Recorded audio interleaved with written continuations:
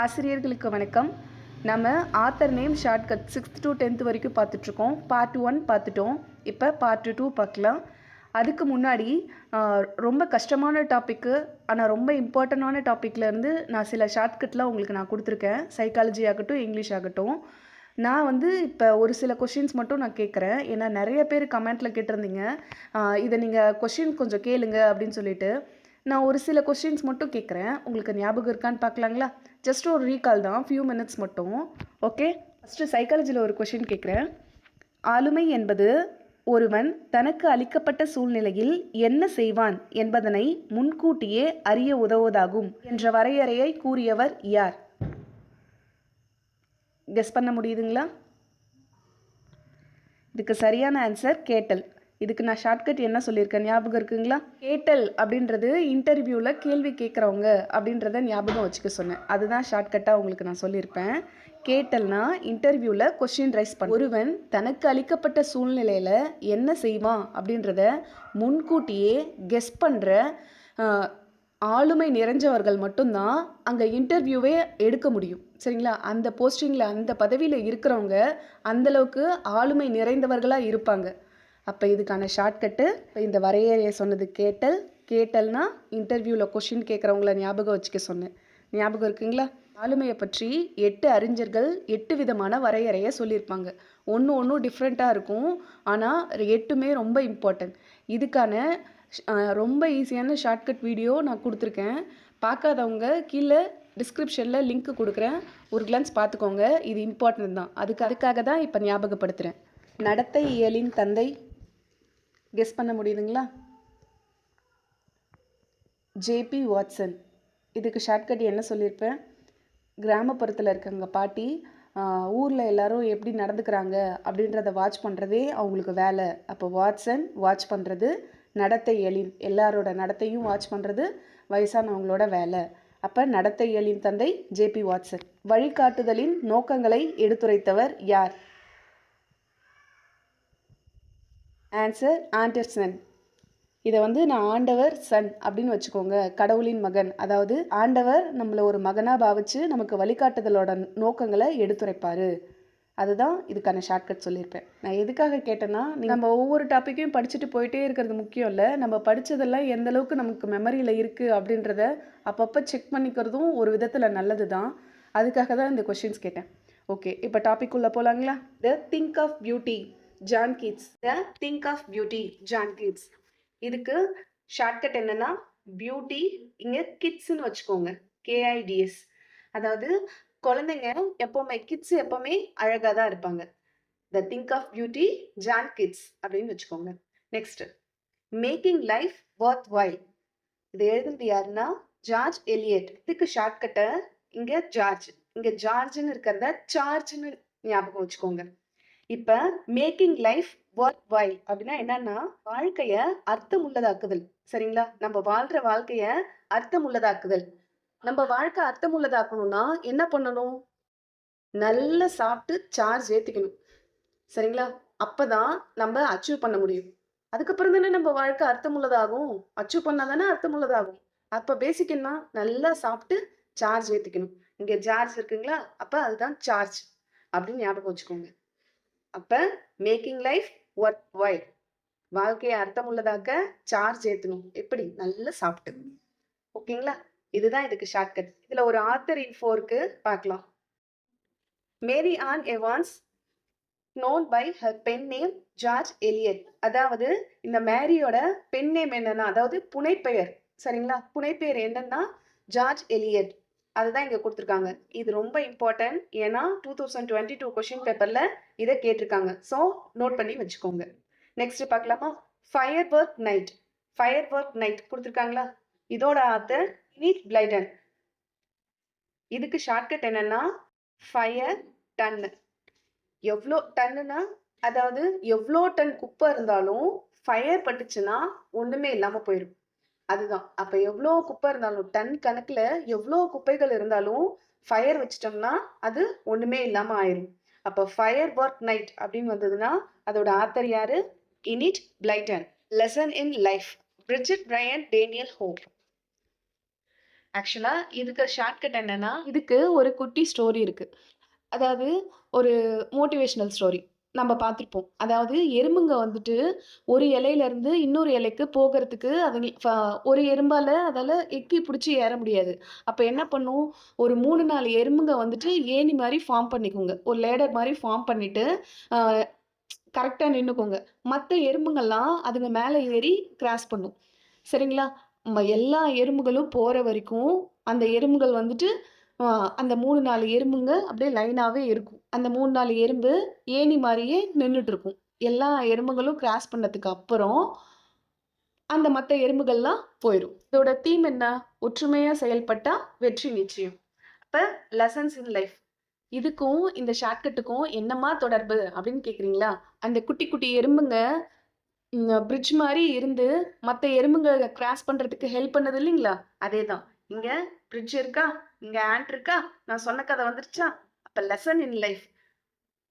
வாழ்க்கையோட பாடம் என்னன்னா, அந்த எறும்புங்க சொல்லுது, ஒரு பிரிட்ஜ நாங்களா கட்டி, நாங்க ஒற்றுமையா இருந்து அந்த அந்த இடத்த கடந்து போறோமோ, அது மாரி மனுஷங்களான நீங்களும் ஒத்துமையா இருங்க அப்படின்னு சொல்லுது. அதுதான் இதுக்கான ஷார்ட்கட். நல்லா கதை சொல்றம்மா நீ அப்படின்றீங்களா? சும்மா ஷார்ட்கட்டுக்கு தாங்க. ஞாபகம் வச்சுக்கோங்க. ஏன்னா இது கொஞ்சம் ஈஸியா இருக்கும். லெசன் இன் லைஃப் பிரிட்ஜ் இருக்கு, ஆண்ட் இருக்கு அப்படின்னக்குள்ள அந்த அந்த தொடர்பு நமக்கு கொஞ்சம் தெரியுதுங்களா? அந்த மோட்டிவேஷனல் ஸ்டோரிக்கும் இது கொஞ்சம் ஈக்குவலா இருக்கும். ஓகேங்களா? நெக்ஸ்ட் பார்க்கலாம். My computer needs a break. Chandini Govindan. இங்க my computer needs a break அப்படின்னு இருக்கு இல்லைங்களா? My computer needs a break அப்படின்னா என்ன அர்த்தம்? என் கம்ப்யூட்டருக்கு பிரேக் வேணும் கொஞ்சம். அவசியம். என் கம்ப்யூட்டருக்கு பிரேக் அவசியம். அப்படி பிரேக் குடுக்கலன்னா என்ன ஆகும்? கோவிந்தா, கோவிந்தா. அதான் இங்க இருக்கு பாருங்க. Govindan. Chandini Govindan. My computer needs a break. Chandini Govindan. இதுல ஆத்தர் இன்ஃபோ இருக்கு. இம்பார்ட்டன்ட் பாருங்க. Who has written over 50 books for children including poetry, pictures, books and short stories for children of all ages. அதாவது என்ன சொல்றாங்கன்னா, இவங்க வந்து 50 புக்ஸ்க்கு மேல எழுதியிருக்காங்க. இன்க்ளூடிங் பொயட்ரி எழுதியிருக்காங்க, pictures books and short stories எழுதியிருக்காங்க. இதெல்லாம் எல்லா கேட்டகரி அதாவது எல்லா ஏஜ் குழந்தைங்களுக்குமே இவங்க எழுதியிருக்காங்க. ஒரு 2 வயசு குழந்தை, 5 வயசு குழந்தை, 9 வயசு குழந்தைலாம் இல்ல. எல்லா வயசு குழந்தைங்களுக்கும் இவங்க எழுதியிருக்காங்க. இவங்க இம்பார்ட்டன்ட் தான். ஏன்னா இவங்க வந்து ஒரு தமிழ் ரைட்டர். ஸோ இத நம்ம ஸ்கிப் பண்ண முடியாது. சரிங்களா? நெக்ஸ்ட் பார்க்கலாம். Stopping by woods on a snowy evening. Robert Frost. அதாவது இங்க என்ன சொல்லியிருக்காங்கன்னா, இங்க ஃபர்ஸ்ட் பாருங்க, இங்க ஸ்னோ இருக்கு. ஸ்னோன்னா என்னது? பனி சொல்லுவோமா?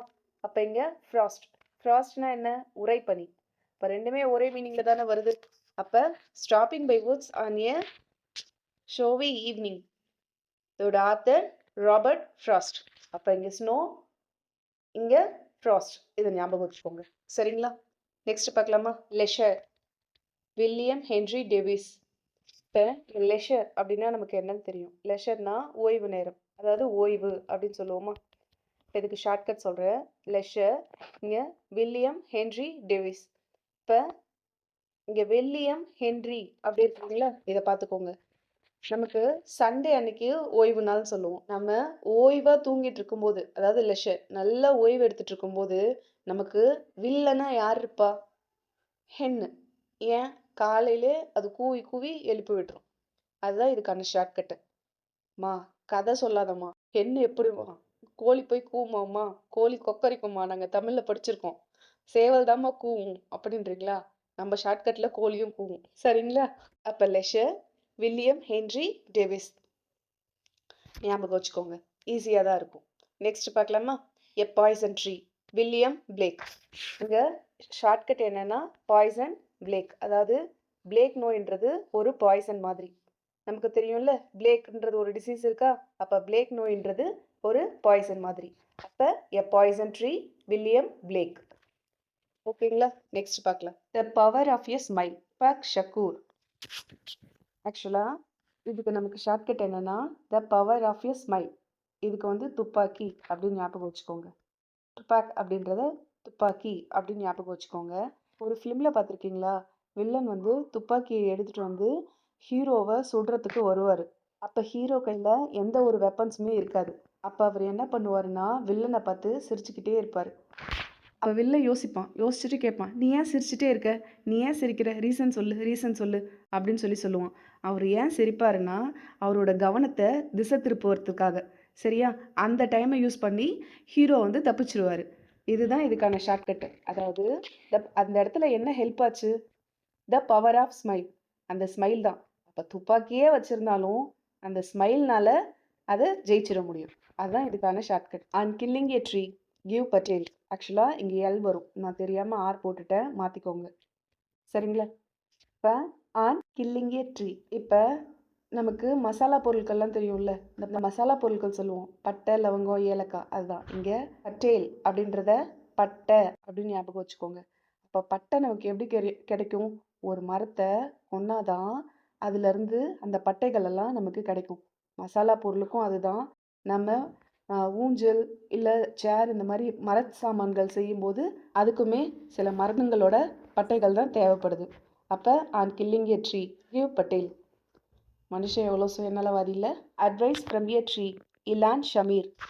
இங்கே ஷார்ட்கட்டு, இந்த இலானை இலைன்னு ஞாபகம் வச்சுக்கோங்க, இந்த ஷமீரை சாமின்னு ஞாபகம் வச்சுக்கோங்க. இந்த இலை கூட நமக்கு சாமி மாதிரி தான், அதனால மரங்களை வெட்டாதீங்க அப்படின்னு சொல்லி அட்வைஸ் பண்ணுது. அட்வைஸ் ஃப்ரம் ஏ ட்ரீ இலை சாமி அப்படின்னு ஞாபகம் வச்சுக்கோங்க. அதாவது மரம் என்ன அட்வைஸ் பண்ணுது? இலைகள் கூட சாமி மாதிரி தான், அதனால மரங்களை வெட்டாதீங்க அப்படின்னு சொல்லுது. The spider and the fly Mary Howitt. The spider and the fly, இதை ரைட் பண்ண ஆத்தர் வந்துட்டு மேரி ஹாவிட். இதை எப்படி நம்ம ஷார்ட்கட் ஞாபகம் வச்சுக்கலாம்னா, இங்கே ஸ்பைடர், ஃப்ளை இருக்கு இல்லைங்களா? நம்ம சின்ன வயசுல இருக்கும்போது ஒன்று சொல்லுவாங்க தெரியுங்களா? வெயில் அடிச்சிட்டு இருக்கும்போது மழையும் பெஞ்சுதுன்னா அப்போ என்ன சொல்லுவாங்கன்னா, நரிக்கும் காக்காவுக்கும் கல்யாணம் அப்படின்னு சொல்லுவாங்க. கேள்விப்பட்டிருக்கீங்களா? சின்ன வயசுல நம்ம அது உண்மைதானா அப்படின்னு நம்ம நம்பிட்டு இருப்போம். ஆனால் அது உண்மை கிடையாது. அது சும்மா சும்மா ஒரு கட்டுக்கதையை கிளப்பி விட்டுருப்பாங்க. அதே தான் இங்கே இதுக்கான ஷார்ட்கட்டு. அதாவது ஸ்பைடரும் ஃப்ளை, அது ஹவுஸ் ஃப்ளையோ டிராகன் ஃப்ளையோ ஏதோ ஒரு ஃப்ளை, ஸ்பைடரும் ஃப்ளையும் மேரி கல்யாணம் பண்ணிக்குதுங்க. அதுதான் இதுக்கான ஷார்ட்கட். ஸ்பைடர், ஃப்ளை, மேரி மேரேஜ் பண்ணிக்குது. ஓகேங்களா? ஷார்ட்கட்லாம் சிரிப்பாக இருக்குங்களா? ஏன்னா இந்த 9th புக்கில் இருக்கிற ஷார்ட்கட்லாம் கொஞ்சம் காமெடியாக இருக்க மாதிரி தான் இருக்குது. ஏன்னா இந்த 9th புக்கில் இருக்க ஷார்ட்கட்லாம் அப்படி தான் இருக்குது. நெக்ஸ்ட் பார்க்கலாங்களா? Never trust a mirror. இதோட ஆத்தர் யாருன்னா எரின் ஹான்சன். இப்போ இதோட ஷார்ட்கட் என்னன்னா, இந்த ஹான்சனை ஹேண்ட்ஸம் அப்படின்னு ஞாபகம் வச்சுக்கோங்க. சரிங்களா? கண்ணாடியை மட்டும் நம்பிடவே கூடாதுங்க. ஏன்னா நம்ம ரொம்ப அழகாக இருப்போம், இருக்கிறதுலே நம்ம ரொம்ப அழகாக இருப்போம். ஆனால் நம்ம கண்ணாடி முன்னாடி போய் நின்னா நம்மள ஹேண்ட்ஸமாகவே காமிக்காது. எப்படி தான் நம்ம ஹேர் ஸ்டைல் மாற்றினாலும் இல்லை எப்படி தான் நம்ம ட்ரெஸ் போட்டு போனாலும் நம்ம கண்ணாடி முன்னாடி போய் நின்னா நம்மளை ஹேண்ட்ஸமாகவே காமிக்க மாட்டேங்குது. அப்போ அந்த கண்ணாடியை நம்பலாங்களா? நம்பக்கூடாது தானே? ஆமாம், கண்ணாடியே நம்பக்கூடாது. அப்போ never trust a mirror, handsome அப்படின்னு ஞாபகம் வச்சுக்கோங்க. சரிங்களா? இது ஷார்ட்கட்டுக்காக தான். The river, Caroline Ann Bowles. இதுக்கு ஷார்ட்கட் என்னன்னா, இதை பவுலுன்னு வச்சுக்கோங்க. பவுல்னா என்ன? கிண்ணம். அப்போ ரிவர் பவுல். அதாவது ஆற்று தண்ணியை கிண்ணத்தில் அள்ள முடியாது. பழமொழி இருக்குல்ல, ஆற்று தண்ணியை கையில் அள்ள முடியுமா அப்படின்னுவாங்கல்ல, அதே தான். அப்போ ஆற்று தண்ணியை கிண்ணத்துலேயும் அள்ள முடியாது. இப்போ இதுக்கு ஷார்ட்கட் இதுதான். நெக்ஸ்ட் பார்க்கலாங்களா? Nature the gentlest mother, Emily Dickinson. இப்போ இதுக்கான ஷார்ட்கட் ரொம்ப ஈஸி தான். நேம்லேயே, அதாவது டைரெக்டாகவே ஷார்ட்கட் இருக்குது. இங்கே பாருங்கள், இங்கே மதர் இருக்காங்க, லாஸ்ட்டாக சன் இருக்காங்க. அப்போ மதர் சன் ஈஸியாக இருக்குங்களா? இதுக்கு இன்னொரு மாதிரியும் ஷார்ட்கட் சொல்லலாம். என்னன்னா, இந்த சின்ன பசங்கள்லாம் குறும்பு பண்ணால் அம்மா என்ன பண்ணுவாங்க? டிக்கிலே 4 சாத்து சாத்துவாங்களா? அப்போ டிக்கி சன் அப்படின்னு ஞாபகம் வச்சுக்கோங்க. டிக்கி சன். குறும்பு பண்ணால் அம்மா, மதர் இருக்குங்களா, அம்மா டிக்கிலேயே பையனை 4 சாத்து சாத்துவாங்க. ஈஸியாக இருக்குங்களா? நெக்ஸ்ட் பார்க்கலாம். Norman Littleford. இது எப்படி ஞாபகம் வச்சுக்கலாம்னா, ரொம்ப காமாக இருக்கிறது. அதே அந்த குட்டி பையன் எப்போ ரொம்ப அமைதியாக இருப்பான்?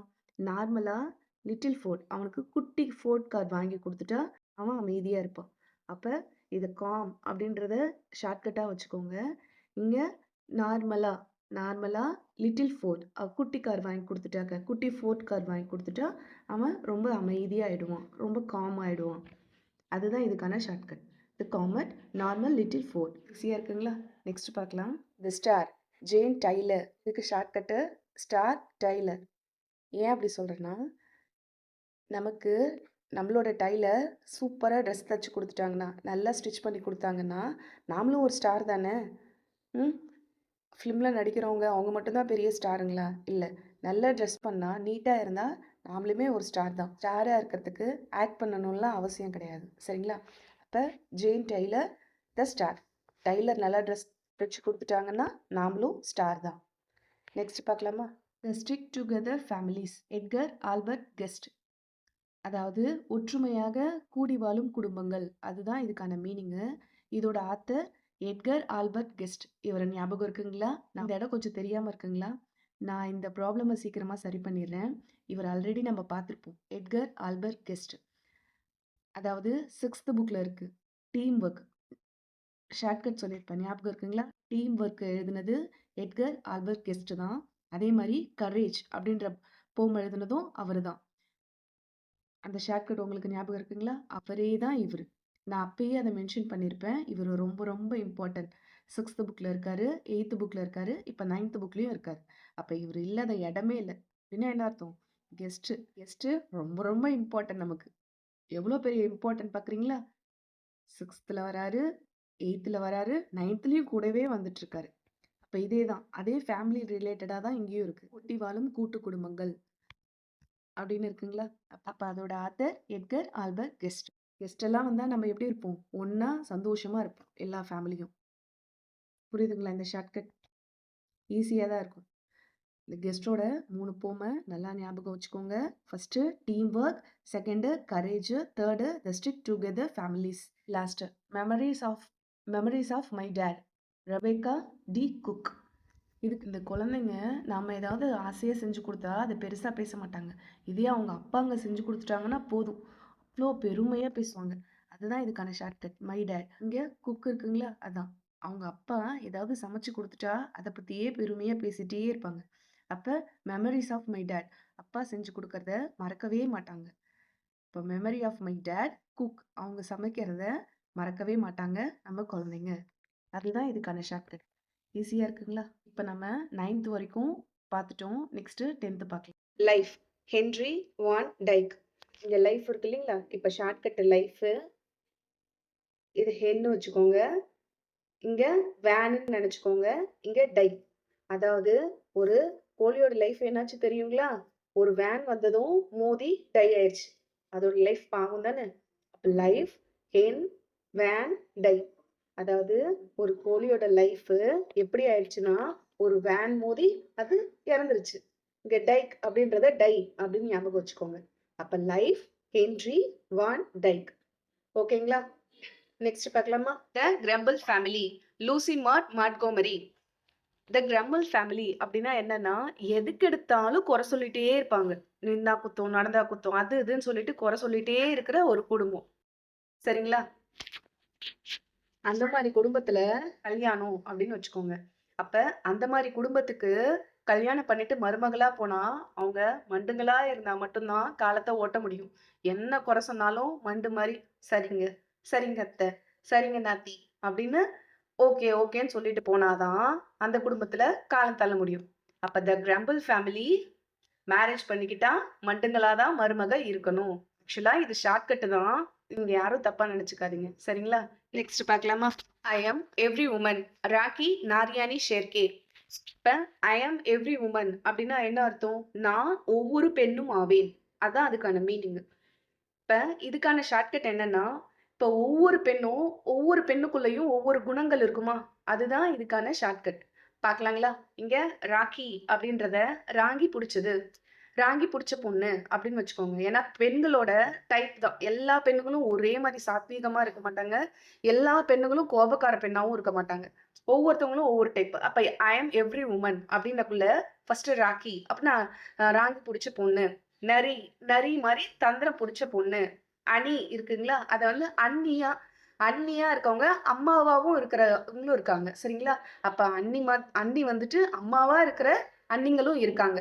இங்கே ஸ்ரீ அப்படின்னு மட்டும் ஞாபகம் வச்சுக்கோங்க, அதாவது தெய்வமா பார்க்கப்படுற பெண்களும் இருக்காங்க. அப்ப I am every woman, Rakhi Nariani Shirke. Next பார்க்கலாமா? The ant and the cricket adapted from Aesop fables. இங்க ஃபேபிள்ஸ்னா என்னன்னா நீதி கதைகள் அர்த்தம். சரிங்களா? இப்ப இதுக்கான ஷார்ட்கட் என்னன்னா த ant and the cricket. இங்க கிரிக்கெட்ன்றது ஒரு வெட்டுக்கிளி வகையை சார்ந்த ஒரு பூச்சி. சரிங்களா? த ant and the cricket. இது வந்து நீதி கதைகள் அந்த புக்கை வந்து அடாப்ட் பண்ணி எழுதின போம் இது. ஓகேங்களா? நீதி கதைகளை அடாப்ட் பண்ணி எழுதின போம். இப்போ இதுக்கு ஷார்ட்கட் என்னன்னா ஒரு எறும்பையும் ஒரு கிரிக்கெட் பூச்சியும் வச்சு எழுதின நீதி கதை தான் இந்த போம் அப்படின்றத ஞாபகம் வச்சுக்கோங்க. ஆக்சுவலா இதுலயே நேம்லயே இதுல ஷார்ட்கட் இருக்கு. ஈஸியா தான் இருக்கும். நெக்ஸ்ட் பார்க்கலாமா? The secret of the machine, Rudyard Kipling. அதாவது இங்க மெஷின் கொடுத்துருக்காங்களா, the secret of the machine. Machine எப்படி இருக்கும்? நல்ல ரூடா இருக்கும். அப்படியே அதை இயக்கிறதுக்கு அதை வந்து நம்ம ரன் பண்றதுக்கு ரொம்ப இலகுவா இருக்குமா? இருக்காது, ரொம்ப ரூடா இருக்கும். சரிங்களா? அதுதான் இதுக்கு ஷார்ட்கட். நெக்ஸ்ட் பார்க்கலாமா? நோ மேன் ஆர் ஃபாரின் அப்படின்னா என்ன அர்த்தம்னா எந்த மனிதனும் வந்து அந்நியன் கிடையாது. அதாவது எந்த மனுஷனும் வெளிநாட்டவன் கிடையாது, எல்லாரும் ஒரு இனம் தான். அதாவது எல்லா மனுஷங்க எல்லாமே ஒண்ணுதான். அதுதான் இதுக்கான மீனிங். சரிங்களா? இப்ப இது எழுதுனது யாருன்னா ஜேம்ஸ் ஃபால்கனர் கர்க்ஹஃப். சரிங்களா?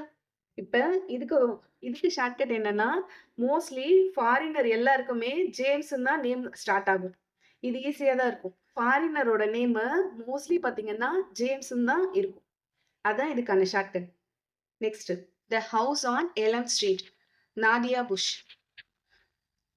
இதுக்கு ஷார்ட்கட் என்னன்னா ஸ்ட்ரீட், இங்க பஸ் பியூஎஸ் இருக்கு இல்லைங்களா, அது இதுதான் இதுக்கு ஷார்ட்கட். அதாவது தெருவுல பஸ் போகும். ரொம்ப மொக்கையா இருக்கா? வேற வழி இல்லைங்க, சாரி. அப்ப ஸ்ட்ரீட்ல பஸ் போகும் அப்படின்றத ஷார்ட்கட்டா வச்சுக்கோங்க. The house on Elm Street, Nadia Bush. இப்போ நம்ம 6th-லேருந்து 10th வரைக்கும் இருக்க எல்லா ஃபோமோடையும் ஆத்தர் நேம் ஷார்ட்கட் பார்த்துட்டோம். ஓரளவு உங்களுக்கு ஈஸியாக இருக்கும்னு நான் நம்புகிறேன். இதை நீங்கள் ஒரு 2-3 டைம் நீங்கள் பார்த்துட்டே இருந்தீங்கன்னா நல்லாவே உங்களுக்கு மெமரி ஆகிடும். எக்ஸாம் ஹாலில் 100% உங்களுக்கு ஹெல்ப்ஃபுல்லாக இருக்கும். எதையும் ஸ்கிப் பண்ணிடாதீங்க. நான் ரொம்ப இம்பார்ட்டன்ட் மட்டும்தான் உங்களுக்கு ஷார்ட்கட்டாக கொடுத்துட்ருக்கேன். நல்லா படிங்க, நல்லா ரிவிஷன் பண்ணுங்கள். படிக்கிறத தாண்டி ரிவிஷன் ரொம்ப முக்கியம். சரிங்களா? நெக்ஸ்ட் வீடியோவில் பார்க்கலாம். நன்றி.